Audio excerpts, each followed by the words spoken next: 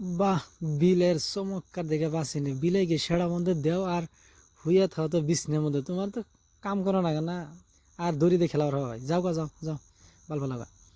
আর সামাদ আমাকে ডাক দিল, সামাদ ডাক দিয়ে এটি কি করলো আমার যে করে তুই বাসে কান দিয়ে দিয়ে যে ফিল্ডার গাড়ি নেওয়াই দিতেছে। হুম, হ্যাঙ্কা আমি সারাদিন কাম করলাম, পেটের কিমড়ে সিমড়ে শুকাই গেছে গাড়ি তো হ্যাঙ্কা দেওয়া খাওয়াবে এবার। আরে তো ওজন যদি আমি গাড়ি নেই তাহলে তো দুঃখ পাবো অবশ্যই পেটের কিমড়ি করলে। আর কেমনি দুঃখ পাবো না যে না, এই দুঃখ পায় আমার নিয়ে গিয়ে তো আজকে সামাতা মানে ওর হ্যাঙ্গে ঠ্যাংই শুধু হইতেছে না। ওর পেটের কিমড়ি মানে কয়টা আছে ওটি শেষ, আজকে এই চান্সেই মরে যাবো গা। কিন্তু এই যে যে ফিল্ডে যে তুলা করে নেগাতেছে আগে পাশে মানুষ খালি কি হুজুকি দিতেছে না বাস টাস ধরবো। আর ধরুক আমার তো গুদে কিমড়ি আজকে শেষ।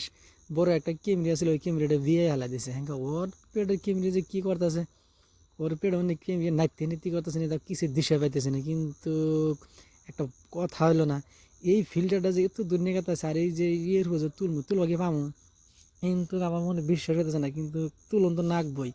আর সামার তো আইডিয়াই যাওয়ার হতেছে না, ওর পেটের মধ্যে দুঃখ হয়ে গেছে গা।